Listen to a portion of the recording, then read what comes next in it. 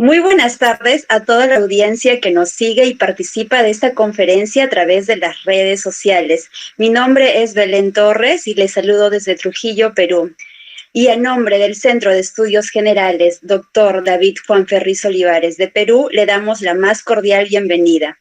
El Centro de Estudios Generales es un organismo de proyección y extensión cultural en la Fundación Magna Fraternitas Universales.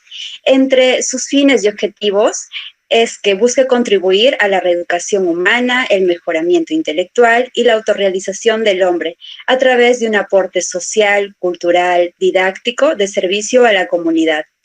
Para lograr este propósito, desarrollamos actividades como conferencias, círculos de lectura, cineforum, videoconferencias, entre otras. Esta tarde tenemos la videoconferencia denominada Mente y Cerebro Estimulación para la Regulación de los Pensamientos y Emociones.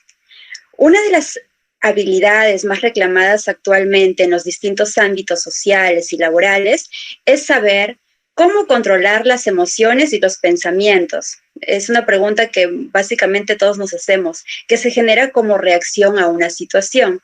Como lo afirma en su libro Yug Yoga Yoguismo, el maestre doctor Serge Reino de la Ferrier nos dice así: es a la luz los detalles del proceso neurológico que debe examinarse el problema de la maestría de las emociones, en el sentido de que es natural la transmisión del goce de las cosas al organismo, puesto que se trata de impresiones físicas, pero no se debe percibir placer por la posesión, puesto que se trata de una transmisión de la impresión recibida en el físico y transformada por la concentración del pensamiento puesto en ella.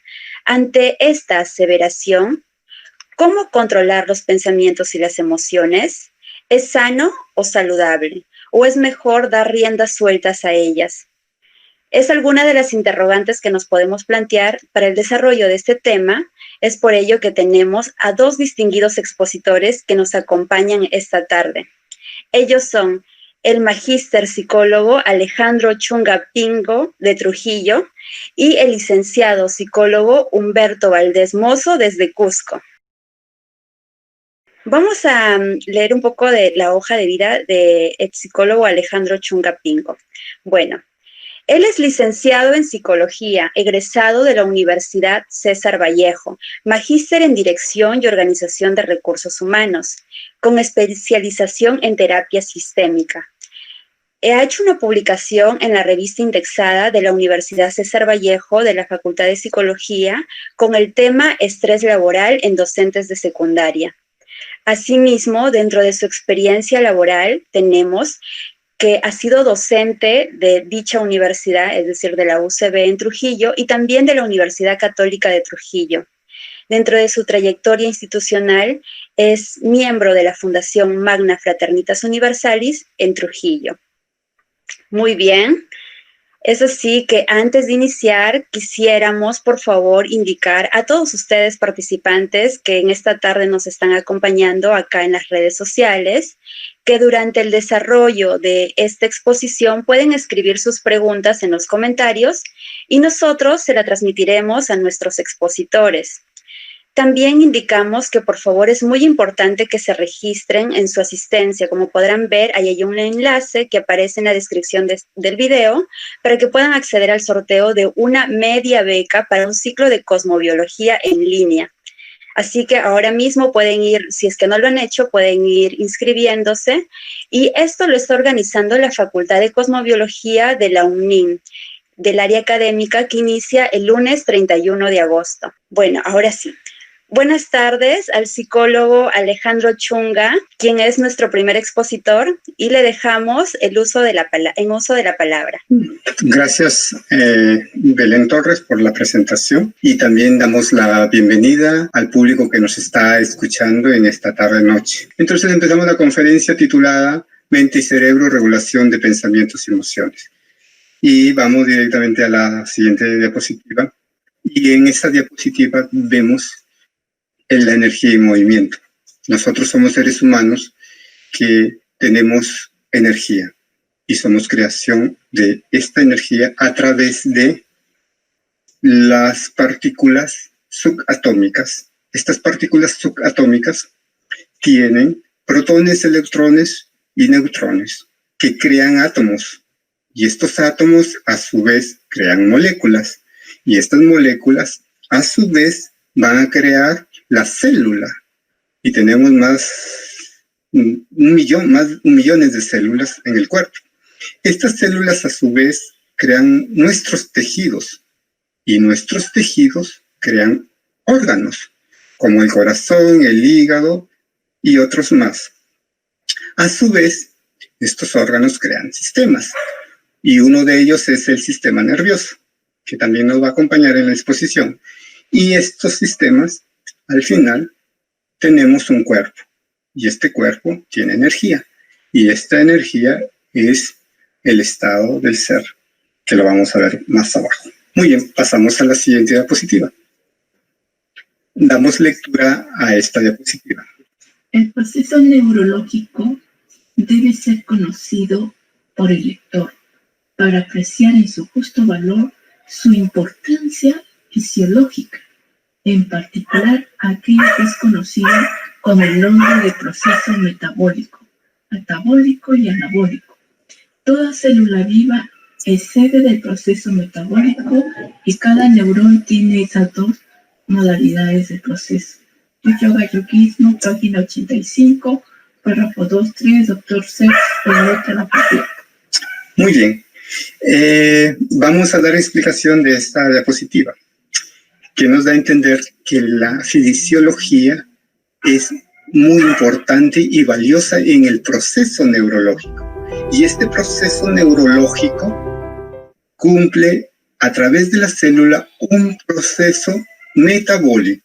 Y este proceso metabólico lo vemos en las imágenes. Este proceso metabólico tiene dos modalidades, el catabólico y el anabólico. Y toda neurona cumple o tiene esas dos funciones, que lo veremos en más detalle en las próximas diapositivas. Pasamos a la siguiente diapositiva. La función social del neurón es la de responder al estímulo provocado por el cambio catabólico, que da nacimiento al impulso nervioso, y la de conducir este impulso a través de su propia sustancia. Yoga Yoguismo, página 85, párrafo 5, doctor Said Reynot de la Flafera. Gracias nuevamente por la lectura y damos explicación y dice de que el neurón cumple la función y su función de este neurón es responder a un estímulo. En este caso tenemos a la neurona que responde a un estímulo y este estímulo es el incendio de una casa. Y al responder al estímulo provoca un cambio catabólico que da nacimiento a un impulso nervioso. Muy bien. Pasamos a la siguiente diapositiva. Por esta razón, la fisiología está tan íntimamente ligada a la psicología. Se sabe que es el límite periférico de los axones, de las neuronas sensitivas que reciben las impresiones físicas del mundo exterior. El Yoga Yoguismo, página 81, párrafo 7, doctor Serge Reynot de la Ferrer. Gracias nuevamente por la lectura. En esta explicación vamos a ver, la importancia de la fisiología nuevamente en el proceso neurológico. Pero también vemos aquí cómo se da el proceso neurosináptico de las neuronas ante un estímulo, y este estímulo es, como se vio en el gráfico anterior, puede ser de huida o de huida o lucha o de enfrentarlo.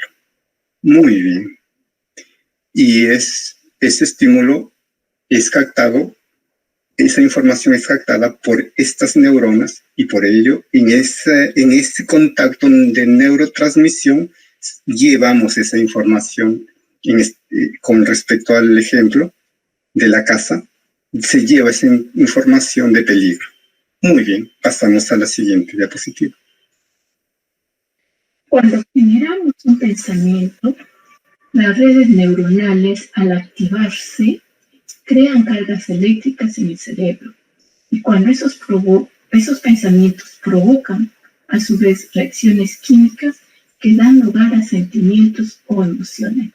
Al igual que cuando antiguos sentimientos o emociones dirigen nuestros pensamientos, esos sentimientos crean cargas magnéticas que se funden con los pensamientos. Generaron cargas eléctricas para producir un campo electromagnético específico equivalente a tu estado del ser.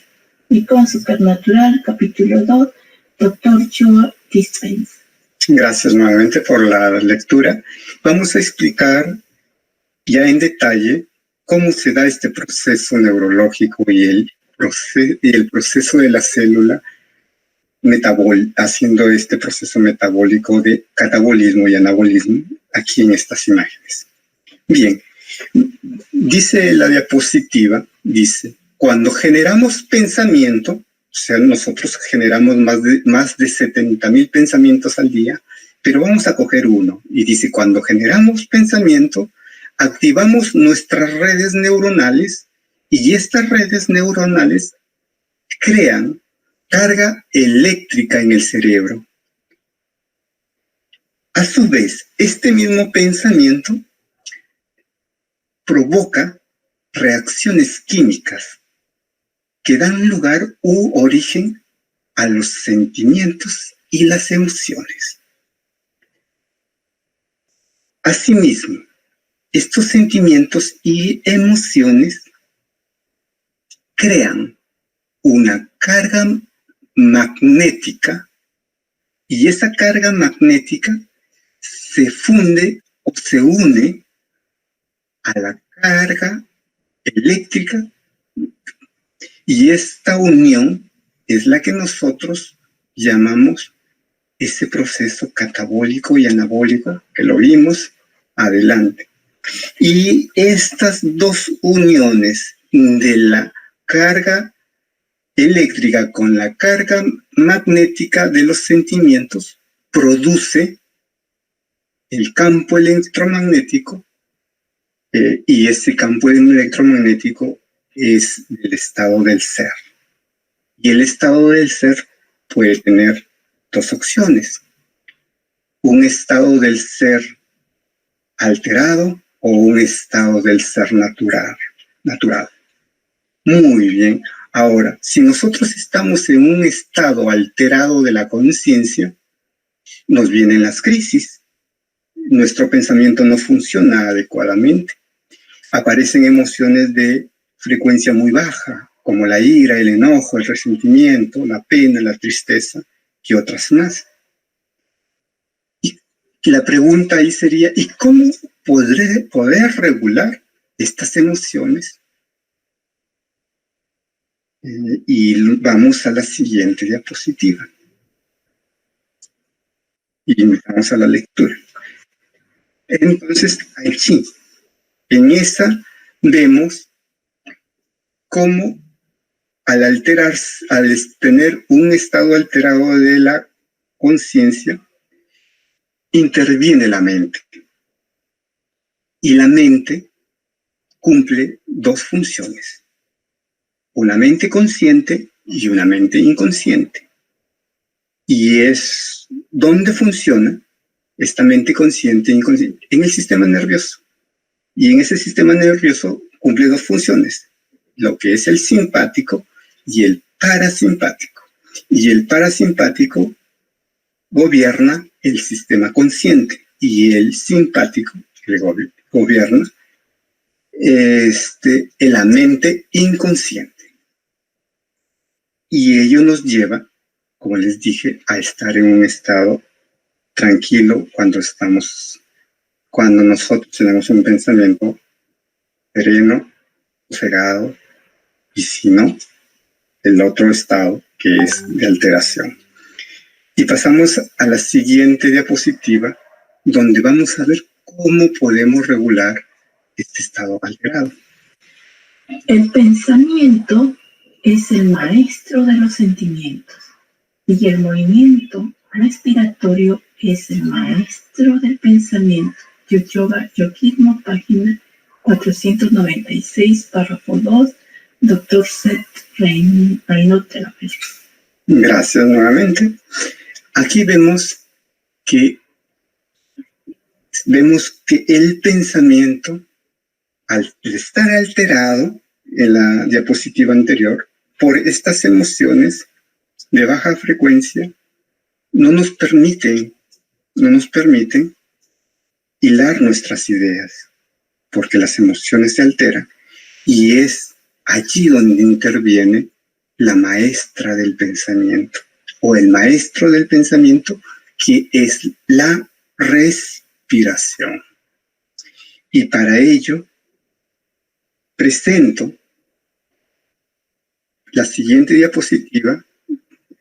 El sistema de relajación neuromuscular, emocional, mental, Ferris-Ferrier, favorece la concentración y control de la hiperactividad. El aprender a respirar por ambas fosas nasales oxigena la sangre y la sangre alimenta ambos hemisferios cerebrales. El efecto de la relajación se da tanto a nivel motor como a nivel sensorial. Educación para el talento y la paz, página 26, párrafo 3, 4 y 5. María Nila Serarbulú, José Miguel Esborrón de Andrade y Diana Bristay. Gracias nuevamente por la lectura. Y aquí vemos que este sistema de relajación neuromuscular, emocional, mental, Ferris-Ferrier, es planteado por los doctores, el doctor David Juan Ferris Olivares y el doctor Serrano de la Ferrier, y que hoy es desarrollado por los maestros José Miguel Esborrón de Andrade y la maestra María Nilda Serarbulú. Y ellos explican que tenemos que aprender a respirar. Y lo segundo, que el efecto de la relajación son importantes en este método. Este método es muy potente porque nos va a permitir regular nuestras emociones y pensamientos. Regula nuestras emociones como la agresión, la angustia, el rechazo y otras más. Entonces, ello nos lleva a entender la importancia que tiene este método en la regulación de nuestro pensamiento y nuestras emociones. Y con esto llegamos a algo grandioso, el estado natural del ser, que es la serenidad, estar sosegados, tranquilos. Bien, doy gracias por mi participación y doy paso a la señorita Belén Torres. Hacemos la gran ponencia que nos acaba de dar el psicólogo Alejandro Chunga, porque ha sido una ponencia bastante interesante que nos ha permitido ampliar más nuestro enfoque sobre cómo el pensamiento es el maestro de los sentidos y el movimiento respiratorio es el maestro de los pensamientos. Así que esto nos deja una reflexión bastante interesante de cómo, gracias a un sistema de relajación muscular que propone el maestro Ferris-Ferrier, en realidad se llama Sistema de Relajación Muscular Emocional Mental, Ferris-Ferrier, ¿no? Nos explica el psicólogo cómo nos puede ayudar a equilibrar más nuestros pensamientos y emociones. Y nos quedamos con este aporte bastante interesante porque nunca o no necesariamente se nos ha enseñado que la respiración nos va a ayudar de alguna forma a regular estas emociones que por lo generalmente lo tenemos fruto de tantos pensamientos que se nos vienen día a día, ¿no? Ahora vamos a invitar al segundo ponente. Agradecemos nuevamente al psicólogo Alejandro Chunga, y ahora vamos a invitar al psicólogo Martín Humberto Valdés Mozo, quien es licenciado en psicología, egresado de la Universidad Andina del Cusco. Está terminando sus estudios de maestría en neuropsicología clínica en la Universidad Internacional de Valencia, España, y dentro de su experiencia laboral, en el 2018 él fue coordinador general del Seminario de Ciencias y Humanismo, Universidad Nacional de San Antonio Abad del Cusco. Asimismo, fue expositor de la epistemología de la psicología en el Colegio de Psicólogos del Perú. Dentro de su trayectoria institucional, él es expositor en CEGEN de la Fundación Magna Fraternitas Universalis Cusco y coordinador docente del CEGEN Cusco. Entonces, damos muy buenas noches al psicólogo Martín Humberto Valdés Mozo y le dejamos también en uso de la palabra. Bienvenido a nuestro segundo expositor. Muchas gracias por la presentación. Bueno, para mí es un gusto estar acá presente esta noche y saludar al público que nos está siguiendo en estos momentos por las redes sociales. Antes de pasar a comprender cómo nosotros podemos mejorar nuestros pensamientos y nuestras emociones, tenemos que conocer una problemática que hasta la fecha, en la actualidad, está sin, digamos, una definición clara, que es la relación de mente y cerebro. Una de las primeras problemáticas es la siguiente: ¿cómo una estructura que es física, como el cerebro, que es palpable, con conexiones eléctricas, con cuerpos celulares, puede producir la fenomenología del pensamiento? ¿Cómo es eso posible? Es el primer problema que se debate entre el dilema de mente y cerebro. El segundo problema es cómo esos pensamientos pueden producir energía para dar una estimulación electroquímica neuronal en nuestro cerebro, y por lo tanto nosotros tenemos una acción correspondiente a un fin propicio, ¿no? O un fin establecido.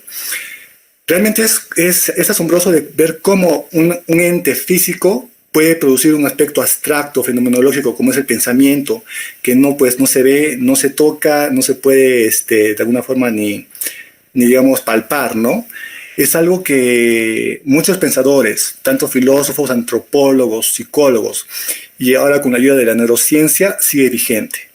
Claro, hay posturas, modelos teóricos que explican que a través de ciertas actividades sinápticas en ciertas partes del cerebro, gracias a los estudios sofisticados como la tecnología de la resonancia magnética funcional, nos han permitido acercarnos un poco a esa dimensión de cómo es que se produce el pensamiento. Pero aún queda mucho por recorrer.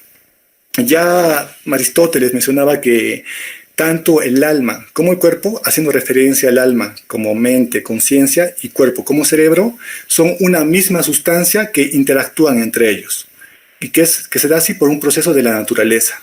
Por otra parte, ya en la filosofía moderna, el francés teólogo René Descartes decía todo lo contrario, que el cerebro con respecto al alma, que es la conciencia, son dos sustancias independientes, que están en constante interrelación, pero en sí son dos sustancias independientes que de una en esencia no tienen que ver con la otra. O sea, tenemos dos posturas, uno de Aristóteles que habla de una misma sustancia, y la de Descartes, que hay un dualismo antropomórfico del espíritu con el cuerpo, ¿no? Esos debates se ha habido a través de los tiempos, pero como vuelvo a decir, queda mucho camino por recorrer, ya que no hay una explicación clara y precisa o demostrable cómo es que surgen los pensamientos de algo como una masa encefálica que tiene sustancia gris, sustancia blanca, cuerpos celulares, ciertas fibras nerviosas, que está compuesta de mucho colesterol, y toda esa masa encefálica gelatinosa pues produce quiénes somos, nuestras aspiraciones, nuestros sueños, nuestros deseos, nuestros traumas, y poder formular ideas tan complejas como que es pues esta conferencia, ¿no? Que en pocas palabras es el estudio del cerebro, o el cerebro que trata de comprenderse a sí mismo. Y para ello es importante primero comprender este aspecto, que estamos comenzando a través de las neurociencias en general a conocer esta asociación. Por otro lado, ya encontramos mucha información con respecto a lo que es hoy en día la plasticidad neuronal o la neuroplasticidad, que es un proceso sináptico que consiste en la reproducción de mayor cantidad de células en nuestro encéfalo por un proceso de neurogénesis. La neurogénesis es una actividad donde en ciertas partes del cerebro, en especial en este caso el hipocampo y el bulbo raquídeo, se encuentran las células madres. Esas células madres, pues como dice su término, células madres dan, digamos, producción de nuevas neuronas en recompensa de las que ya se han eliminado. Este proceso de plasticidad neuronal pues no se conocía antiguamente. En la antigüedad uno creía que nacía con cierta cantidad de células nerviosas, que era más que todo en la infancia, y que paulatinamente en el proceso de desarrollo del ser humano iba desapareciendo. Así es que gracias a esos hallazgos se ha podido experimentar a través de ratones. Lamentablemente nosotros no estamos de acuerdo con experimentos con animales, pero a veces sirve para dar un buen ejemplo, ¿no? Y se ha podido demostrar que, por ejemplo, la doctora Marianne Diamond ha demostrado que cuando se pone a ciertos ratones frente a un ambiente con mucha estimulación, digamos con hartos ratoncitos, con ciertos juegos lúdicos para ellos, pues el cerebro, su sistema sináptico es mucho más amplio que aquellos ratones que han estado pues, en un ambiente sin ninguna socialización de otros ratoncitos o ningún juego lúdico a su alrededor, ¿no? Sus conexiones neuronales ha sido más baja. Y curiosamente, esa misma doctora tuvo la oportunidad de estudiar el cerebro post-mortem del gran famoso físico Albert Einstein, quien ha encontrado, quiero recalcar que Albert Einstein pues, tenía un pensamiento bastante complejo, ¿no? Tan abstracto y complejo para desarrollar pues, esas teorías como la teoría de la relatividad general, de la masa y energía y entre otros. Como también era un gran aficionado al violín. O sea, su actividad cerebral era pues bastante completa y exquisita, ¿no? Y después de su muerte, al analizar su cerebro, muchos científicos han intentado ver qué diferente hay en el cerebro de Albert Einstein en relación o en comparación a otros cerebros normales, entre comillas, y pues no encontraron absolutamente nada. Era un cerebro simple como los demás. Pero esta doctora, Marianne Diamond, encontró en la corteza prefrontal, dorsolateral y la corteza parietal de circulación superior, encontró una aglomeración de cuerpos celulares llamadas células gliales. Las células gliales, como los astrocitos, oligodendrocitos y microglías, tienen la función de dar soporte estructural a cada célula o a cada neurona, brindándole de nutrientes, de aislamiento de vainas de mielina. Por ejemplo, el oligodendrocito produce mielinización para la neurona, para que pueda aislar correctamente el flujo electroquímico del cerebro, ¿no? Con respecto a la relación de neurotransmisores. Esas estructuras, estas células gliales se han encontrado con mayor cantidad aglomeradas en el cerebro de Albert Einstein, lo que quiere decir que tenían una mayor conducción, una mayor carretera, por así decirlo, de células que permitían que las neuronas fluyan correctamente, ¿no? Este proceso de neuroplasticidad neuronal se puede desarrollar desde muchas perspectivas, y una que se estudia en el campo de la neuropsicología son las famosas funciones ejecutivas. De acuerdo a la neurocientífica, que también se llama, que tiene el apellido de Diamond, pero se llama Elena Diamond, las funciones ejecutivas para ellas son un conjunto de procesos cognitivos de orden superior que tienen la función de regular el comportamiento para que nosotros podamos obtener nuestros objetivos o direccionar nuestro comportamiento de manera sofisticada y poder cumplir todas las metas que nos proponemos. Por ejemplo, una función ejecutiva es el control inhibitorio. El control inhibitorio, otra que nos proporciona la capacidad de inhibir, por ejemplo, nuestros pensamientos para relajarnos. Digamos, tengo pensamientos negativos y quiero tratar de controlarlos y cambiarlos por pensamientos productivos. mi corteza dorsolateral, ventromedial y la corteza orbitofrontal, que se encuentra más o menos por la parte de las cejas, es ahí donde se encuentra pues, el control inhibitorio. Si tengo una buena conexión sináptica en estas zonas del cerebro, mi capacidad de regular o gestionar mis pensamientos y mis emociones van a ser óptimas. Pero si tal vez en la vida, en el proceso de desarrollo, en el colegio, mis experiencias, no han permitido que mi corteza prefrontal, en particular la corteza orbitofrontal, se desarrolle correctamente, pues probablemente no hay una buena estimulación y mis conexiones sinápticas no van a ser las más adecuadas. Por lo tanto, frente a una crisis de pánico, como digamos un examen bien complejo, pues mi mente va a entrar en un estado de pánico y me voy a dejar invadir por pensamientos de ansiedad y angustia. O sea, con eso quiero, por ejemplo, ejemplificar qué tan importante es conocer nuestros pensamientos, nuestra estructura cerebral y su funcionamiento para poder nosotros, pues, a conciencia y a voluntad, estimular esas áreas, ¿no? Por ejemplo, otra función ejecutiva es la flexibilidad mental, que es la capacidad que tiene el individuo de cambiar de una tarea a otra, sin alterarse. Digamos, yo estoy, por ejemplo, en esta exposición, ahorita yo estoy utilizando la flexibilidad mental. Ahorita se me ha ido, tengo problemas técnicos con las diapositivas, pero estoy siendo flexible y fluyendo para poder transmitir aún así la exposición. Otras personas, digamos, que no tienen desarrollada esa capacidad de flexibilidad mental, pues entrarían en crisis, otra vez hasta cortarían la exposición y dirían que en otra circunstancia se volvería a repetir esta exposición. Y este proceso de conexión sináptica de flexibilidad mental se encuentra pues en la corteza ventromedial, que es un poquito más arribita de la corteza orbitofrontal.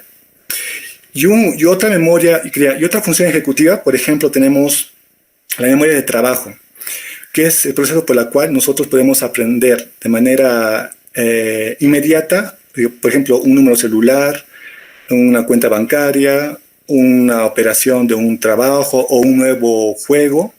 Y en la corteza dorsolateral, que es un poquito más arriba incluso, empieza a captar la información para poder reproducirla en un plazo cercano, ¿no? O sea, nuestra corteza prefrontal y con todas sus áreas correspondientes tiene pues esas capacidades de poder gestionar, autodirigir nuestra conducta en general. Y entonces, ¿qué pasa con las personas que tal vez no puedo controlar mis pensamientos, soy muy impulsivo, o mi memoria no funciona muy bien, me olvido rápidamente las cosas, no suelo captarlo? Y es precisamente porque esas áreas del cerebro no se han estimulado correctamente. También quiero mencionar que no solamente son esas tres funciones ejecutivas, sino son varias, ¿no? Por ejemplo, la toma de decisiones, la planificación, la memoria auditiva verbal, la resolución de problemas. Es importante comprender no solamente cómo pensamos, sino en cómo nuestros pensamientos se estructuran en ciertas áreas cerebrales para poder de manera directa atacar o estimular esa área y por lo tanto pues mejorar en nuestro desempeño mental. Por ejemplo, en esta diapositiva vemos las estructuras donde se encuentran, digamos, instauradas las funciones ejecutivas, ¿no? Que es la corteza dorsolateral, que ya lo mencioné, vemos la corteza orbitofrontal y la corteza ventromedial. Principalmente en estas áreas, pues, es donde se producen las funciones metacognitivas, ¿no? Es importante diferenciar que las funciones ejecutivas son un proceso cognitivo de orden superior. Entonces, ¿qué son los procesos cognitivos? Pues los procesos cognitivos más básicos es como la atención, la percepción, la memoria básica, que digamos nos permiten estar alertas o atentos a través de nuestros sentidos. Pero los procesos cognitivos de orden superior pues tienen un factor mucho más abstracto y más complejo para el completo dominio del ser humano. La siguiente, por favor. La siguiente. Por ejemplo, se han hecho muchos estudios que han demostrado que estas áreas pues, son un hecho palpable. Por ejemplo, acá vemos un estudio sobre un sustrato neuronal de las funciones ejecutivas, donde a los pacientes se les ha a las personas que se han puesto a prueba en esta neuroimagen, si no me equivoco es una neuroimagen por emisión de positrones fotón único, donde se ve precisamente la corteza dorsolateral activada frente a estímulos de trabajo de memorización de patrones simples, ¿no? La siguiente, por favor.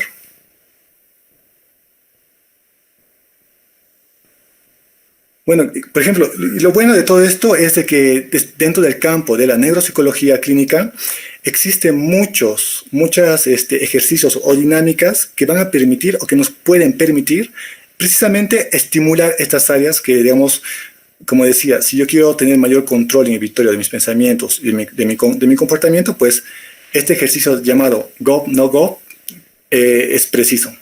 Por ejemplo, se le muestra al paciente o a la persona que quiere mejorar su estado mental una tarjeta que indicándole que cuando se le muestre la tarjeta de color azul va a tener que dar un aplauso, ¿no?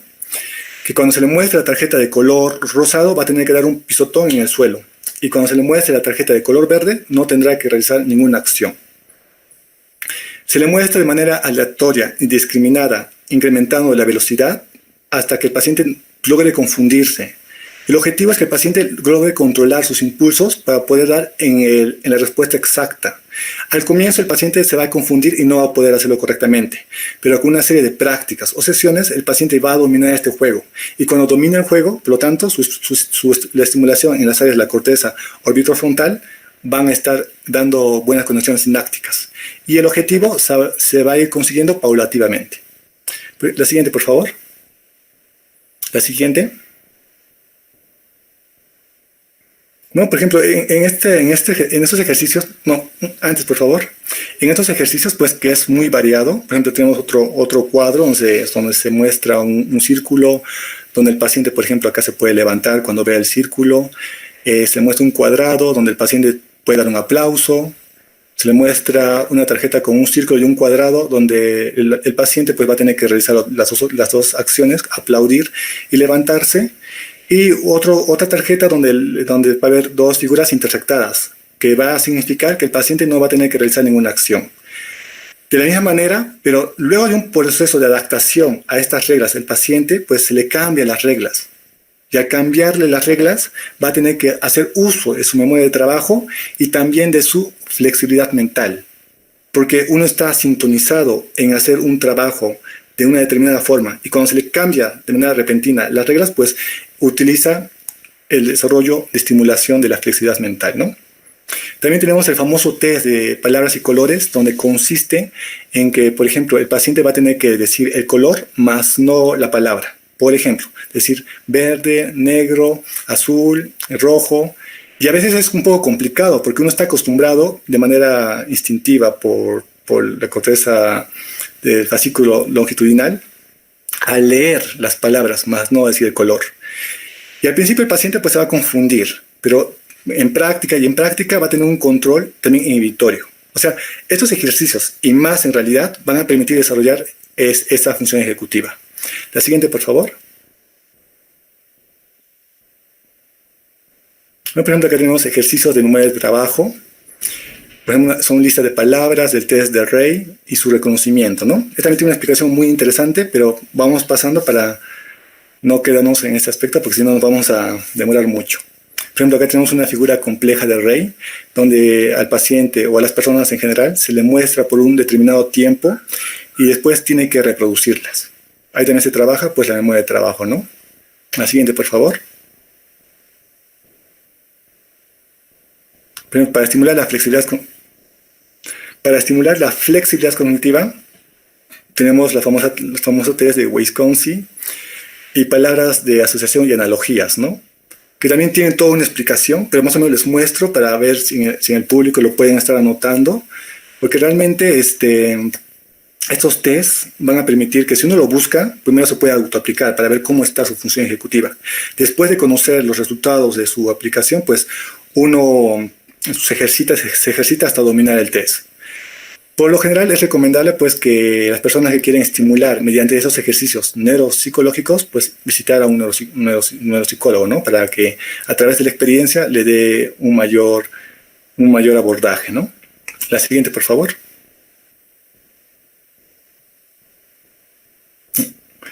Tenemos el famosa Torre de Hanoi, como también existe la Torre de Londres, el test de trabajo de memoria de Cursi, si no me equivoco, y entre otros. La siguiente, por favor.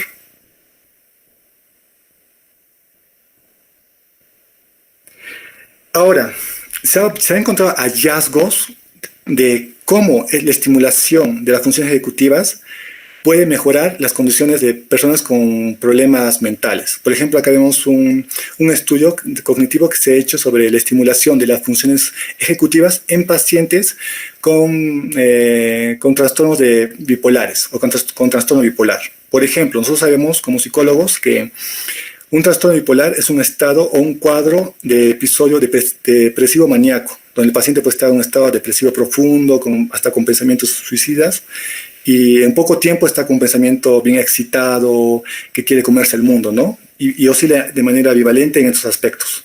Por lo tanto, el psicólogo que estudia una persona con este trastorno, pues se da cuenta que no tiene ningún control inhibitorio de sus pensamientos ni de su exaltación comportamental.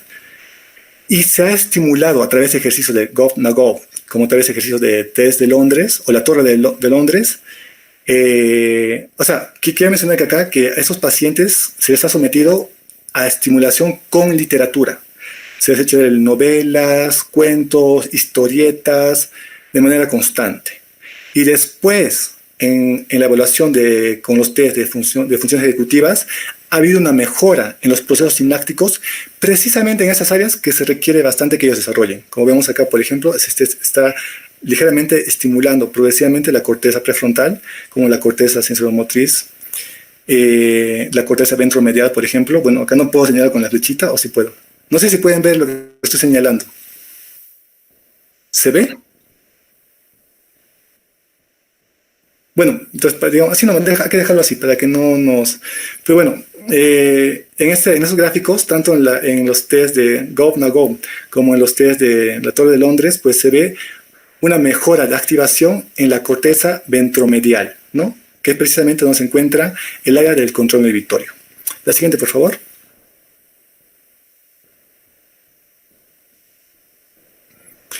Ahora, así como existen ejercicios neuropsicológicos que nos pueden permitir restablecer y estimular las áreas que nos permiten autogobernarnos, también existe, desde el punto de vista artístico,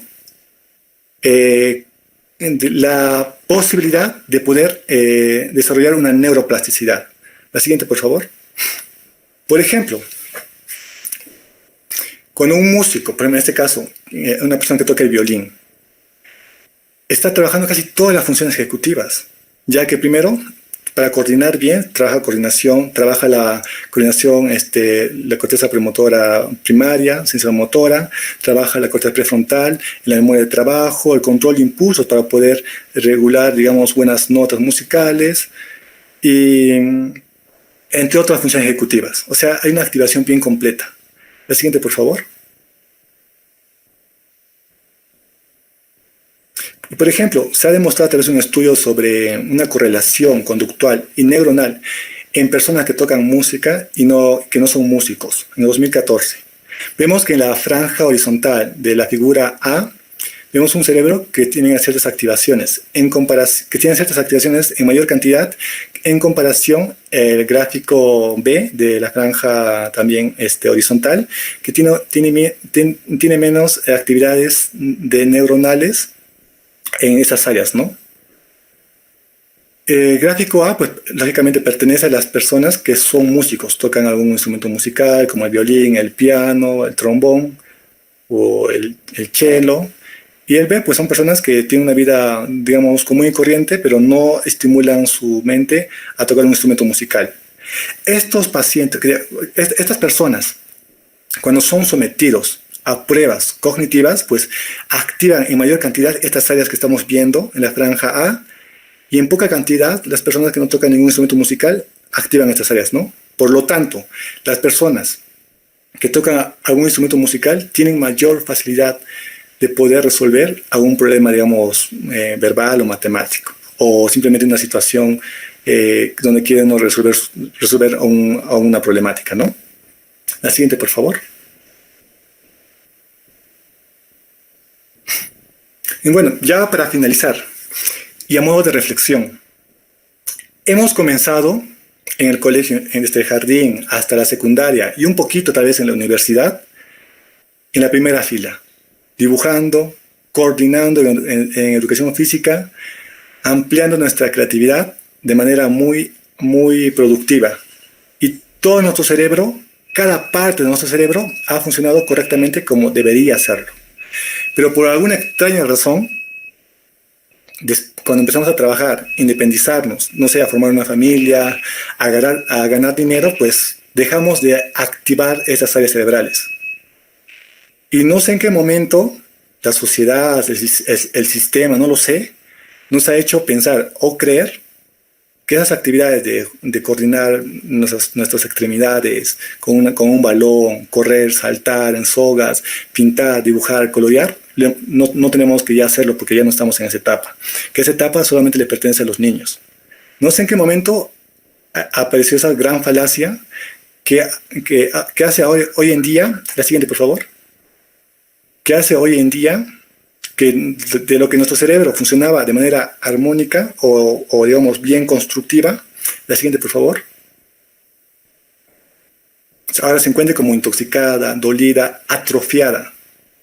Y es curioso ver cómo que al comienzo de la infancia, pues cuando nuestros procesos neuronales, cognitivos, estaban en pro del desarrollo, del descubrimiento del mundo, pues nuestra mente era flexible.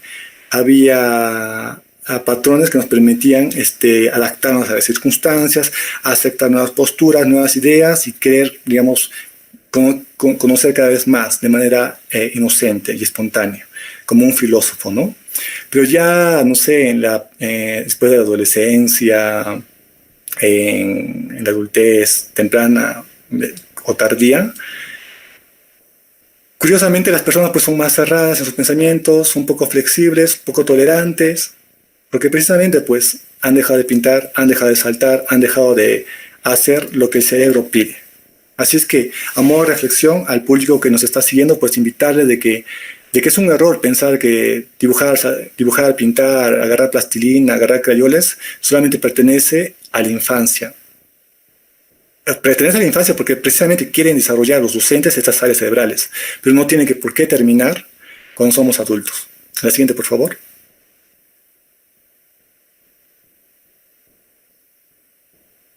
Bueno, finalmente quiero hacer esta analogía. El doctor Sir René Ferrier mencionaba el aspecto del fenómeno de la vida con respecto a la vida, forma, pensamiento.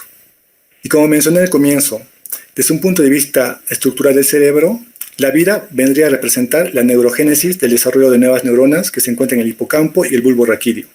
La forma estaría representada en el cambio de las estructuras morfológicas del cerebro.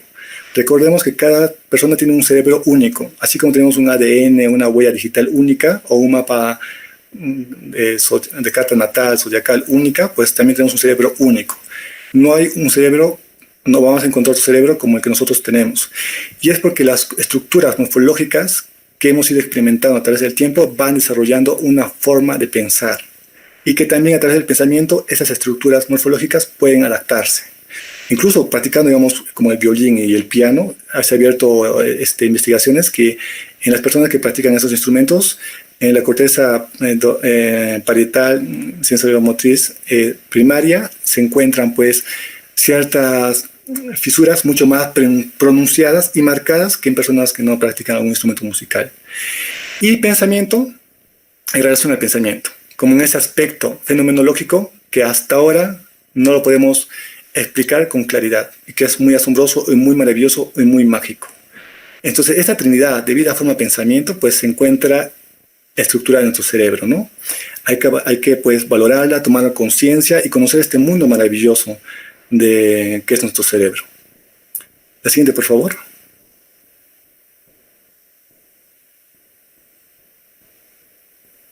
No, una diapositiva antes, por favor. Bueno, el doctor C. René Ferrier decía en los grandes mensajes que hemos visto que este fenómeno, vida, forma, pensamiento, llega a especializarse, produciendo así al ser humano consciente de sí. Así es que yo quiero exhortar al público que nos está siguiendo en esos momentos de que pues seamos conscientes de nosotros mismos. Hay muchos métodos para ello, desde la meditación, desde la alimentación, la nutrición, desde el aspecto artístico. Y ahora que tenemos que acostumbrarnos en esos tiempos, más que todo en esta nueva era, que es una era del saber, que gracias a la tecnología tenemos el conocimiento en nuestras manos, es una era cerebral. Y otra forma de conocernos a nosotros mismos es pues estudiando los profundos misterios que tiene nuestro cerebro. Así es que les invitamos a cada uno de ustedes, comenzando con mi persona, de ser consciente de mí mismo. Bueno, eso sería todo. Muchas gracias por su atención. Y disculpen por las fallas técnicas que suelen pasar en estas circunstancias.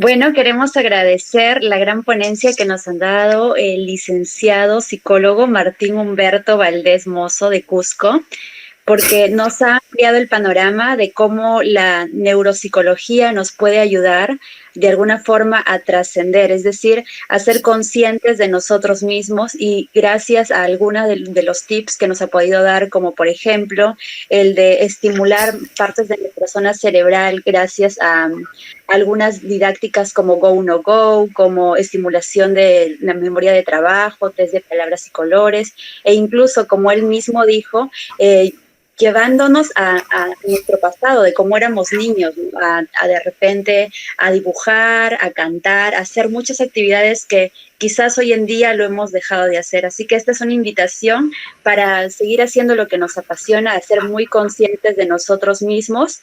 Y es importante también conocer nuestro cerebro, porque al conocerlo podemos estimularlo de tal manera que cuando hagamos las cosas, pues nos permitamos saber qué estamos haciendo y para qué lo estamos haciendo. Así que agradecemos mucho nuevamente a nuestros dos invitados, que ha sido una gran ponencia la que nos han dado. Y voy a comenzar a leer algunas de sus preguntas que nos hayan hecho a continuación.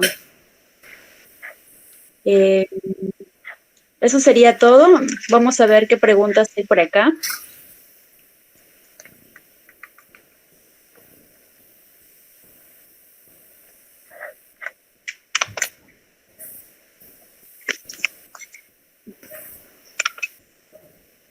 Sí, un ratito voy a comenzar a leer cuáles son.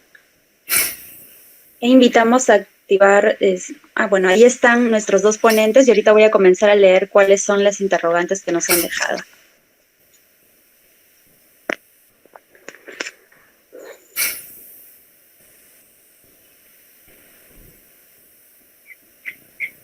Ya. La primera pregunta es: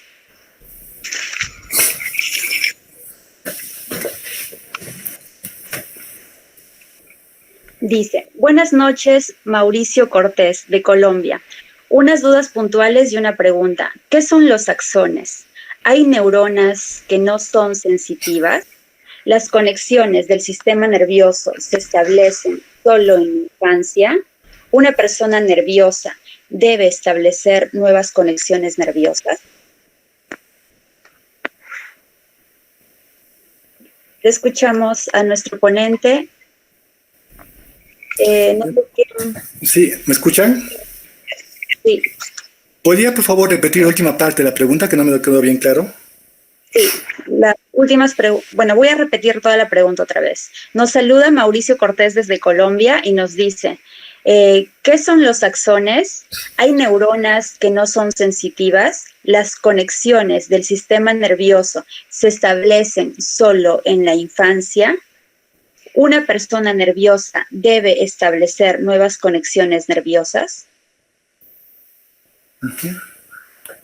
Bueno, son bastantes interrogantes. Bueno, comienzo con la respuesta en forma general. Pues los axones son estructuras de la neurona que permiten exactamente aislar de manera correcta el fluido electroquímico de los transmisores, ¿no? A través de canales de sodio y potasio, ¿no? En una interacción de potencial de acción, que es bastante interesante y compleja, pero más que todo el axón, como la vaina de mielina, tienen la función de aislar para el fluido correctamente de las conexiones de los neurotransmisores. Y para ello es importante ciertos alimentos, ¿no? Por ejemplo, el colesterol, pero un colesterol muy bueno que permite la agilidad de esas conexiones.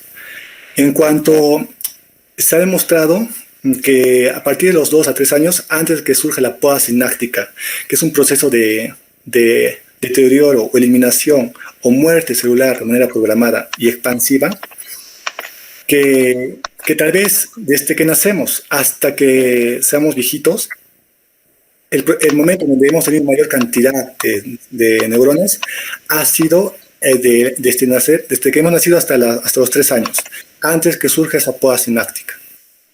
Después, poco a poco, antiguamente, como los estudios histológicos de las neuronas, como bien lo demostró Ramón y Cajal, el premio Nobel, vio que precisamente esas neuronas tardaban mucho en, digamos, que una vez como se moría, ya no se regeneraba, sino que se quedaba ahí, ¿no? Y nos íbamos quedando con las neuronas que quedaban. Pero eso es falso. Se ha demostrado que ahora, como ya mencioné, que a través de la neurogénesis de las células madres que se encuentra en el hipocampo y en el bulbo raquídeo, pues uno con estimulación neuropsicológica puede producir nuevas conexiones sinápticas en el cerebro, ¿no? Y allá demostré unos ejemplos, por ejemplo, de personas que tocan el violín, el piano, o el mismo cerebro de Albert Einstein, ¿no? Perfecto. Gracias por la aclaración al licenciado psicólogo Martín Humberto. La siguiente pregunta es de Tarín Córdoba y nos dice, además de la correcta respiración, creo que es para el licenciado Alejandro Chunga, el psicólogo Alejandro Chunga, dice, además de la correcta respiración, ¿qué otros aspectos o facultades de la voluntad se pueden aplicar para el control? Además, agradece y felicita por el magnífico tema. Gracias al señor Tarín Córdoba. Le escuchamos, psicólogo Alejandro Chunga. Gracias. La respiración es uno de los métodos propuestos por, como lo dije, por los sabios y doctores Juan David Farris Olivares y el doctor Serrano de la Ferrer. Existen otros métodos, como el Tai Chi, existen métodos de meditación, existen un sinnúmero de métodos que van a ayudar a que nosotros estemos en un estado consciente.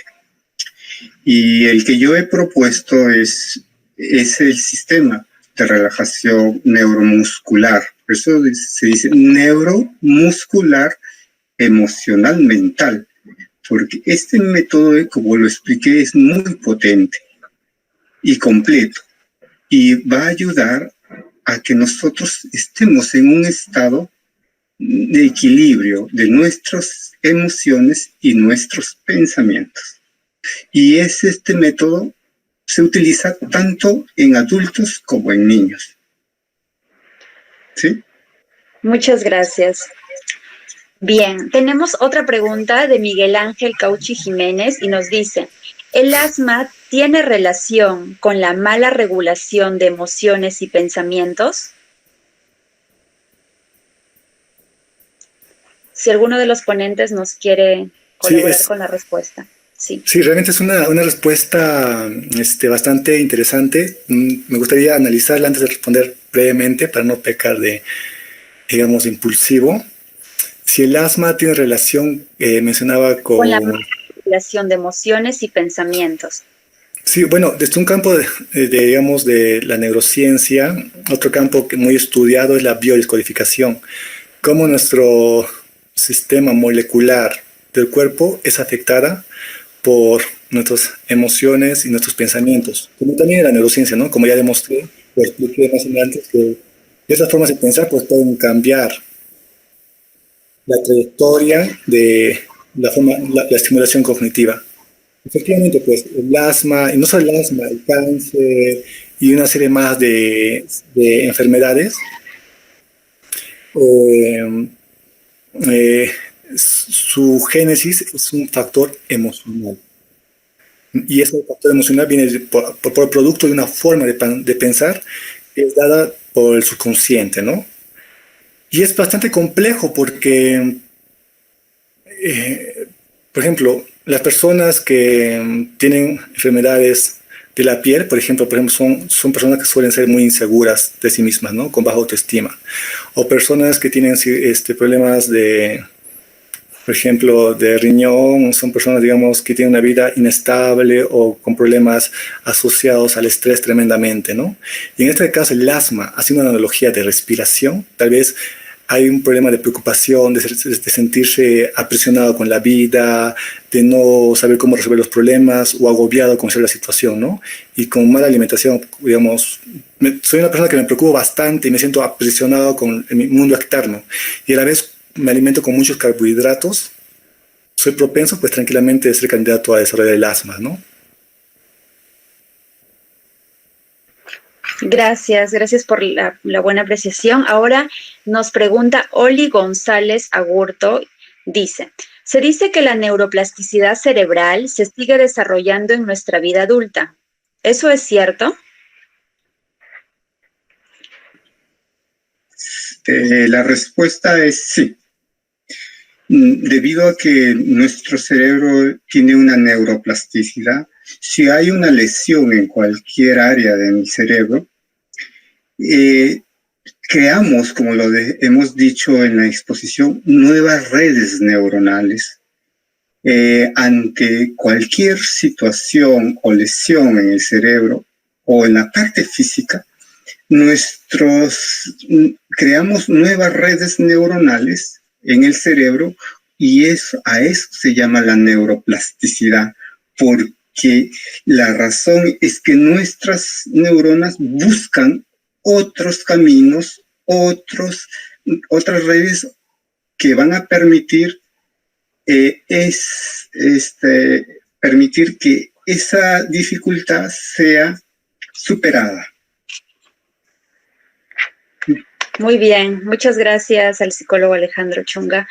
La señora Patricia Díaz Reina nos pregunta, ¿qué relación existe entre la neuroplasticidad y la epigenética? Bueno, desde un punto de vista de la neurobiología, la relación es lógicamente muy estrecha porque tanto la epigenética como la neuroplasticidad neuronal digamos, abordan procesos neuroquímicos, moleculares, ¿no? Que son modificados, pues, en esta circunstancia, dada la exposición por los pensamientos o emociones, por los impulsos electromagnéticos, ¿no? Es ahí donde, digamos, más que diferencia, yo veo semejanza, pero la epigenética, pues, simplemente estaría abordada desde un punto de vista más biológico, ¿no? Y la plasticidad, pues, propiamente desde la neurociencia, ¿no? Pero en realidad que los dos, pues, prácticamente tienen una muy misma relación estrecha. Muy bien. Otra pregunta, tenemos múltiples preguntas en realidad. Vamos por acá con la siguiente. Inesita nos pregunta, ¿de qué manera se puede estimular pensamientos positivos? Ya que yo suelo tener pensamientos negativos y tristes, sobre todo por las mañanas. Muy bien. ¿Cómo podemos tener pensamientos positivos? Bueno, lo que explicaba en la exposición es que nosotros somos producto del pasado. Y desde el pasado nosotros hemos generado emociones y sentimientos que traemos.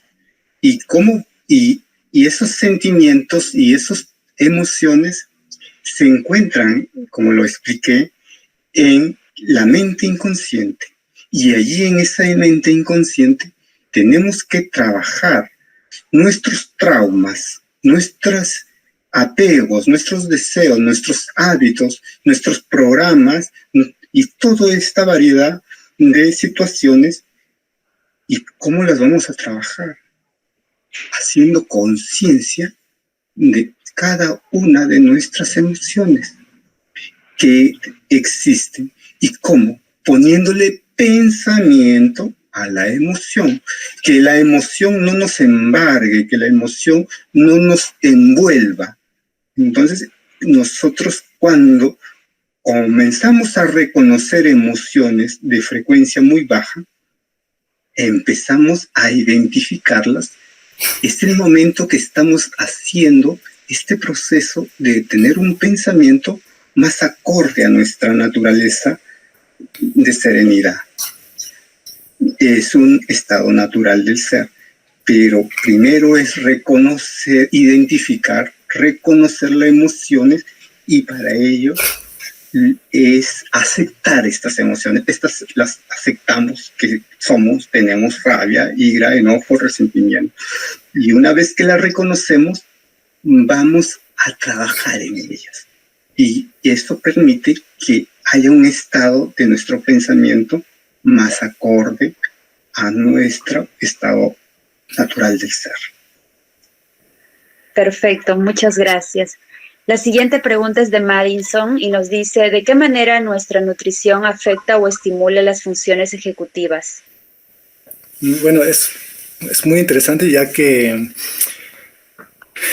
se ha demostrado, por ejemplo, si tengo una buena alimentación, pues vamos a comenzar, digamos, un ejemplo de mala alimentación, ¿ya? Porque es lo que más se da a veces, lamentablemente, en nuestras sociedades contemporáneas.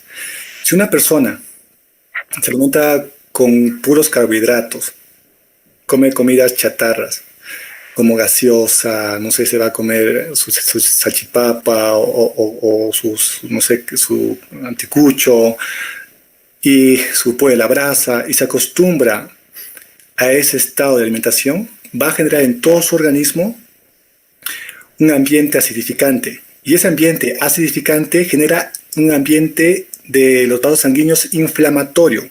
En realidad, de cada estructura de celular o membrana se inflama. Y cuando hay un proceso de inflamación constante, digamos, yo puedo comer, digamos, un día, no sé, un ceviche, digamos, de champiñones. Me va a inflamar un poco, pero va a ser una inflamación aguda que va a desaparecer.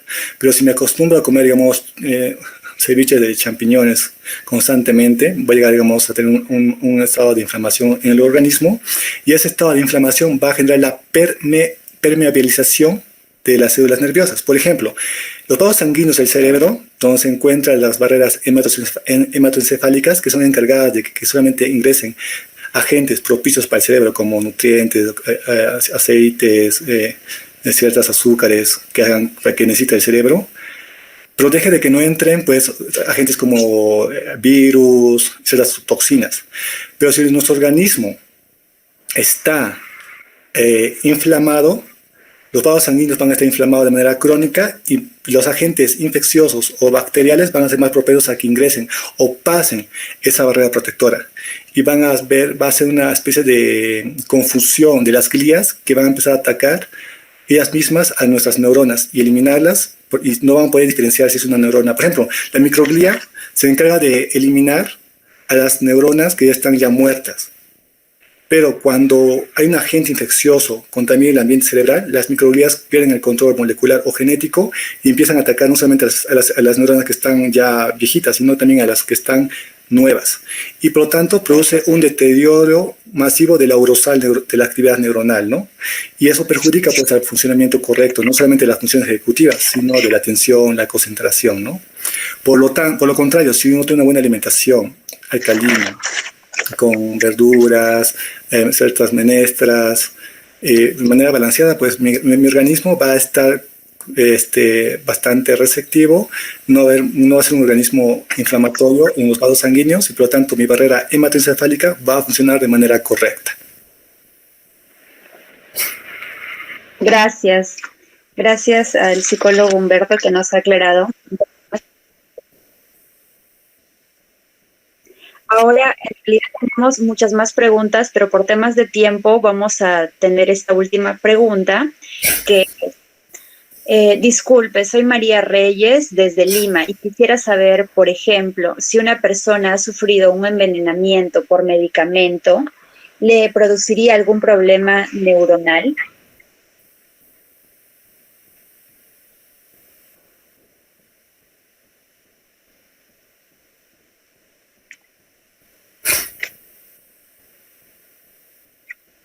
Además, queremos mencionar que, bueno, como esta es la última pregunta, también esperamos que todos aún se queden en línea porque viene la ronda del sorteo. Ahora sí, a nuestros ponentes, si alguien quiere aclarar esta duda de la señora María. ¿Puede repetir la pregunta, por favor? Sí, dice que quisiera saber si una persona ha sufrido un envenenamiento por medicamento, este afectaría a algún problema neuronal. Bueno, la verdad es que yo no sé mucho, digamos, con respecto, al menos no he estudiado hasta el momento sobre medicamentos, o sea, que un medicamento pueda generar envenenamiento. Lógicamente hará referencia a una intoxicación. Pues sí, la respuesta es sí, ¿no? Ya que los medicamentos pues son compuestos bioquímicos que interactúan con los receptores del cuerpo, ¿no? Y en especial con los receptores neuronales, ¿no? Y pienso, digamos, puedo equivocarme también, pero digamos, dan una respuesta en base a la lógica que pues como interactúa con todo, o sea, un medicamento que ingresa al organismo, que es trasladada por la corriente, por el fluido sanguíneo, que el fluido sanguíneo se encuentra en todas las partes, pues desde el cerebro hasta la punta de nuestros pies, y lleva todas esas toxinas, ¿no? Y si el medicamento, así digamos, un medicamento excesivo, pues va a producir un colapso no solamente a nivel neuronal, sino a nivel hormonal de todo el organismo, ¿no? Y pienso que desde el punto de vista lógico, sí habría una relación negativa en ese aspecto. Muchas gracias. Entonces, para hacer la parte ya final del cierre, voy a hacer...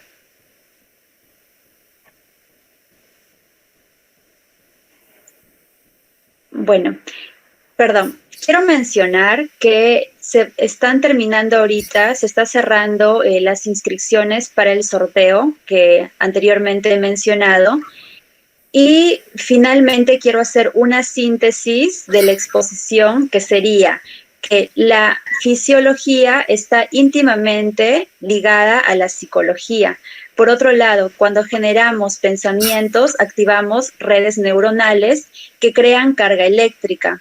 Asimismo, estos pensamientos generan reacciones químicas que generan sentimientos y emociones que ya conocemos, y esto generan cargas magnéticas. Estas dos van a generar el campo electromagnético, que son el estado del ser, que es como estar alterado, o en realidad depende de cómo nos vamos a sentir. Por eso es muy importante que cuidemos mucho de lo que estamos pensando.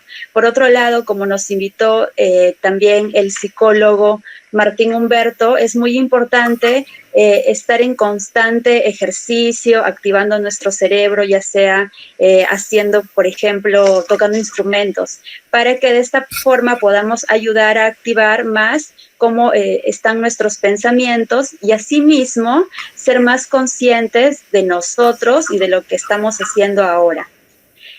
Agradecemos finalmente a nuestros dos expositores, el licenciado Martín Humberto Valdés, de Cusco, y al magíster psicólogo Alejandro Chunga Pingo, de Trujillo, que nos han acompañado esta noche. Y también queremos recalcar que las preguntas que no hayan sido respondidas en la intervención serán respondidas en los comentarios. Finalmente, el tema de la exposición del siguiente sábado, 5 de septiembre, será innovación y desarrollo por un aire limpio. Vamos a tener a tres grandes expositores que nos visitan de Lima, Perú, de Cusco y de San José de Costa Rica. Ellos son la magíster Yolanda González, el físico Julio Wharton Ascarza y el arquitecto Randall Brenes Villavicencio. También para comentarles que para mayor información estaremos publicando en nuestra cuenta de Facebook todo lo concerniente al siguiente tema, que es de innovación y desarrollo por un aire limpio. Gracias por estar presentes en esta gran ponencia que nos han dado ambos psicólogos de Perú, Mente y Cerebro, estimulación para la regulación de los pensamientos y emociones. Y por favor, les invitamos a que aún sigan ahora mismo en línea, que no se vayan a ir, porque ahora vamos a realizar el sorteo de la media beca por un ciclo del curso de Cosmobiología online. Vamos a iniciar con el sorteo de la media beca para un ciclo de Cosmobiología online. Y vamos a elegir al tercero que salga. Muy bien. Ahora sí, vamos a ver. Ese es el primer sorteado que no gana, ¿verdad? ZMP no entraría dentro de la media beca, ¿no? Vamos a ir al segundo.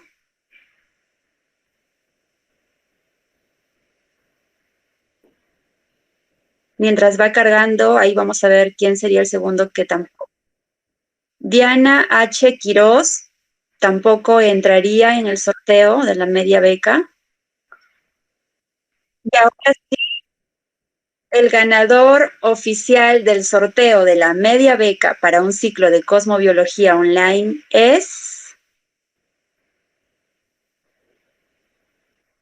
Dimar Carlos Castillo Cárdenas. Felicitaciones a Dimar Carlos de Junín. De Junín, excelente.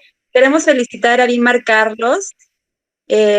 Nos vamos a contactar por interno contigo o nos puedes escribir también para darte más detalles al respecto. El nuevo ciclo de Cosmobiología Online comienza el lunes 31 de agosto de este año. Y bueno, eso sería todo por hoy. Agradecemos enormemente su presencia, las preguntas que han realizado. También agradecemos nuevamente a los grandes ponentes que nos han visitado y acompañado hoy. Y como ya les comenté, hay una encuesta que nos ayudaría mucho a que la puedan contestar para nosotros seguir mejorando. Y los esperamos hasta el próximo sábado. Muchas gracias. Buenas noches.